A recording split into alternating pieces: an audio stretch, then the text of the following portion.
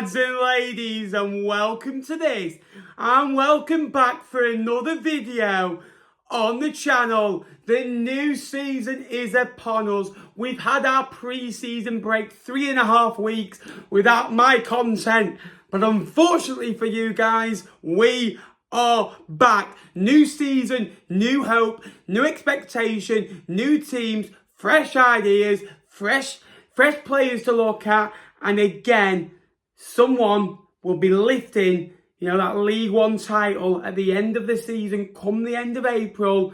4 teams will be getting relegated, 1 will get automatic promotion, and then we'll have the playoffs to do all over again.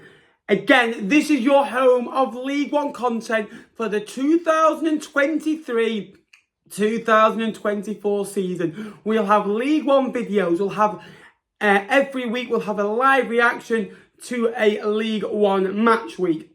We will have watch-alongs, we will have match day vlogs, we'll have ranking videos, we will have predictions, we have it all. So if you are new to the channel and you are a fan of a League One football club or a fan of a team that went up or down last season, we'll still be covering you on the channel with some videos and streams as well. Stay subscribed. We are going for 15,000 subscribers this season. Your support would be appreciated. But today, we are going to start off with our very early, bold League One unpopular opinions. Now, I've gathered around 10 predictions that, we're in the middle of June now. We're still, 7 weeks off the League One season really starting. The season really only ended 3.5 weeks ago after the playoffs, because it kind of went on for a little bit with the playoffs a week later than usual. But again, some early predictions we're going to start. This is the start of our journey this season. There's a long way to go. The fixtures came out yesterday as well, as you're watching this video as well. So again, it's going to be we're coasting towards that start of the season now, and new hype, new expectation. But let's start with some bold predictions. Oxford have made the best signings in League One so far this summer, and now there's a few clubs that have signed plenty of players. Portsmouth have been very active. They had a week last week where they signed I think 3 or 4 players in 2 or 3 days. Oxford have signed Ruben Rodriguez from Notts County, who was absolutely excellent last year in the National League for them. You look at bringing Thornley back, I think that is the best signing for me, because they know his quality. He's a League One player. He played very well for Blackpool last season as well. He can use both feet. He's comfortable on the ball, and he came out of their team and they were weakened and Blackpool strengthened, and you could see his impact he had when he was at the football club where they were winning games. And Oxford needed to start going back to basics. They've got a new manager in. Liam Manning last season, it was about keeping him up. Now the project really starts, a 3-year project.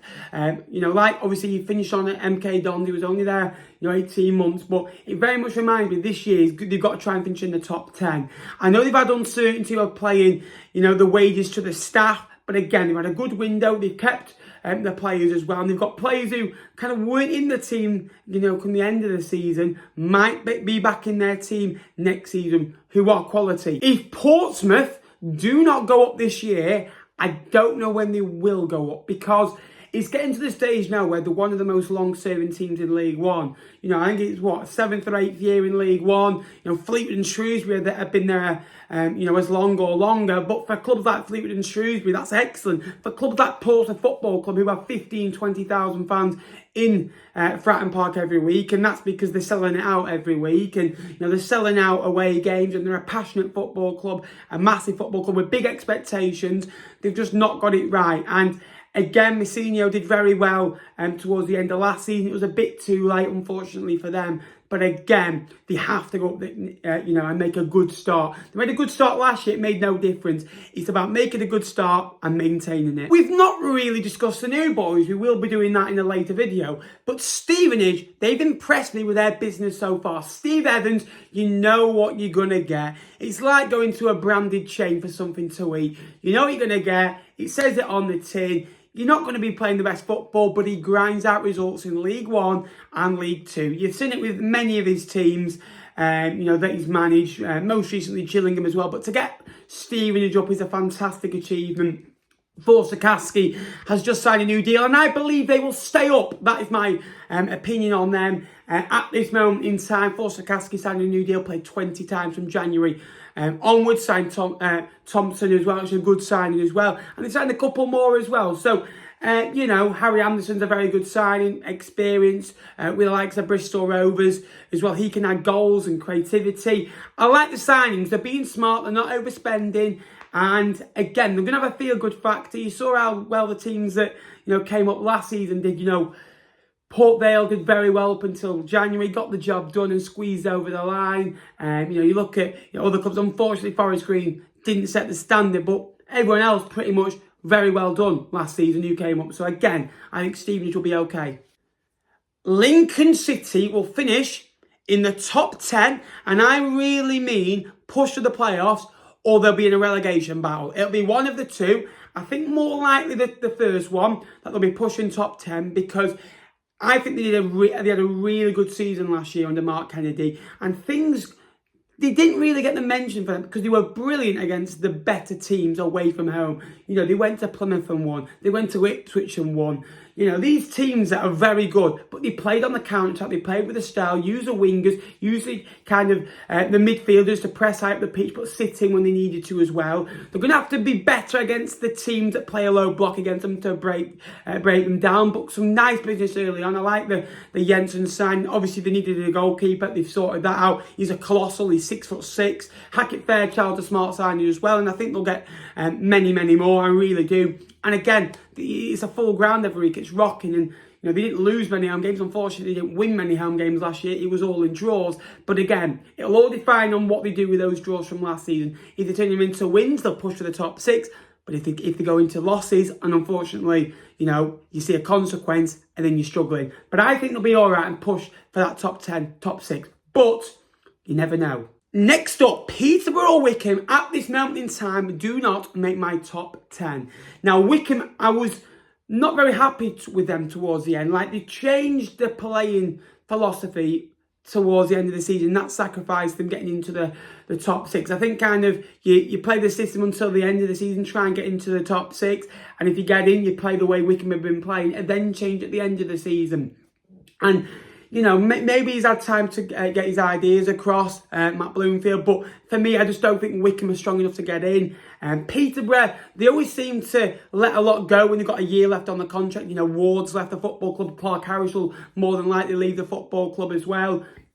There'll be a few Norris and goals left, so they've lost the core, but they normally can spend money from the players going on wages or transfer fees. They're very smart with how they do it at Peterborough. McAntony knows what he's doing. He's been around the block before. You've seen the business model at Peterborough. It's been fantastic, and it's a reason why they're in the Championship League One talk every year as well. But at this moment in time, I don't think either of them finish in the top 10, because I think there's better than them, and I think you'll see some of the teams that finished in that lower mid-table as well, maybe finish above them next season. So now the League One merry-go-round of managers is quite predominant. Now some go through 3 a year, some go to 2 a year, some don't really switch. But again, you look at it, I think half the teams next season, and I'm going to say 12 or more, will sack their manager next year. And I'm already looking at a few, and I just think if they get to a point in the season, they might have to swap. I'm looking at your teams that have pressure on them as well. You're already looking at a few change of manager at the start of this season. Barnsley, according to reliable sources, are losing Duff. So all of a sudden something like that can happen, or a poor run of form. You go out the playoffs, chairman's panic, and big money on the line. I think we'll see over half the teams swap manager for either a sacking or they'll leave the football club. But it's going to be interesting to see how many stay loyal, and to see whether they pay the consequence of that. Next up, none of last season's relegated teams from the Championship will go back up. Now you look at it, Wigan are on -8 points. If Wigan want to win the league, I reckon they'll have to get 102, 103 points potentially. Maybe not as much as last season, but that's still only getting 94 points. To get into the playoffs, you're looking at to get about 86 points. So only really dropping around about 48 points. You've got to average 2 points a game all season, which is difficult. I don't think they do that. Reading are in trouble. you don't know what's happening with the manager. They're losing all these players. They're in administration. They broke FFP, and you see all these things. I just think Reading will struggle next season. I think you've seen so many teams come back down and struggle to go back up. Ipswich did it. Sunderland did it. It's a hard league to get out of League One. If you do it, then you've done a good job, and you've kind of got the layers to go back up. You look at Rotherham's, you look at Wigan's in the past. They've had the platform, and Blackpool have had the platforms to go back up. With Blackpool, I think they will be in around the top 6 or top 8. I really do. But it's all dependent on who they keep. They haven't got, the stars. Because I didn't think they had stars 2 years ago. They had gems, and that's what worked really well for them. Neil Critch's back at the football club. They say never return. Nathan Jones did that and really did well. So it's all about getting the fans back on side. And if he does that, Blackpool will do really well. And it's all dependent on Jerry Yates. If they keep him, then they'll be okay. If they get rid of him, it's all about who they replace him with. They've got to be smart with the business, but I don't see any of those 3 teams going back up at this moment in time. Stop. Just a simple one, really, for a simple man. League One will be better this season than it was last season. Ipswich, Plymouth were fantastic last year. Sheffield Wednesday were phenomenal last season, and Barnsley were excellent last season. The 4 were absolutely outstanding, and the 3 that went up deserved to go up. Barnsley were the ones who missed out cruelly the way they did, so it wasn't it wasn't right the way they lost. They deserved so much more, and I thought they were the better team when they went down to 10 men, if I was honest with you. I just think it'll be more competitive this year, and you're looking at it, and I think there's so many more teams that can do well. I think Wigan having a -8 point deduction makes it even more interesting as well, because there's big pressure on your Barnsleys, on your Derby Counties, on your Boltons, Peterboroughs, those teams, Blackpools as well, to go back up. And you're looking at the odds as well. The bookies don't know a thing about League One. Believe me, you're looking at the odds. I think it's a real open league this year, and you could see a surprise package for the playoffs. You've seen it so many times before. I think we'll see it again. I think at this moment in time, Port Vale are the weakest League One club. Now, I know they signed Connor Ripley just recently, and that is an excellent sign. It really is. But I didn't like the appointment of Andy Crosby. And I just kind of think they weren't great towards the back end of the season. And what they do at Port Vale, they get things right. And off the pitch, and they don't need the best of squads because the training ground's good. They've got good facilities away from the ground. They've got a good pitch to play on, a good nutrition, a good fitness coaches, a settled manager in Darryl Clark. But I think this year, I think they'll struggle. I think they'll start slow. Burton last season went on an awful run and carried it on to last season, and then swapped manager, and then went on a good run under Dina Manria. I think we'll see Port Vale struggle this year. Will they survive? I hope so for them. But I think at this moment in time, if I was going to say one of the weaker teams in the league, it would be Port Vale, especially out of the teams that were in League One last season as well. Finally, one relating to Wigan Athletic. They are -8 points. However, I think they will be back on positive points, as in 0 points or more, within their first 4 games. Their first 4 games are Derby away, Northampton at home, Carlisle away, you've got Bolton away, and you've also got Barnsley at home for the 5th game as well. But I think they can get 3 points off Northampton. I think they can get 3 off Carlisle, and potentially a win or a draw away at Bolton, and maybe something from Barnsley if we're stretching it to 5 games. But I think they'll be okay next season. They've got a good squad. Maloney did a good job last season as well. It's all about bringing players in. They're getting players on big wages off the wage bill as well, like your Nailers. And I think Wigan will start next season very strong indeed. So there are just some unpopular League One opinions. We've got Oxford having the best transfer business. We've had Portsmouth have to go up. Or when will they go up? Because it's a big season for them. I think the most pressure is on Portsmouth Football Club and Derby County next season. Stevenage, I believe at this moment in time, will stay up. But again, things can change. Lincoln, we fight for the top 6 or the top 10. Or they'll have an absolute disaster, in my opinion. Peterborough or Wickham will not make the top 10 in current situation as well. Half the teams will have to swap managers in the campaign as well, or more. None of the last season's relegated teams from the Championship, Reading, Wigan or Blackpool, will get promoted, in my opinion. League One will be better and more competitive this year, although there isn't as many big football clubs in it, off kind of this nature of the business as well. Port Vale, in my opinion, are the weakest team in League One, especially from last season's League One team as well. But that can all change with some signings. We're only in the middle of June, still 7 weeks to go. And Wigan will be in positive points within the first 4 to 5 fixtures of the campaign as well. Again, that is my unpopular League One opinions early on. We will do one nearer to the season as well.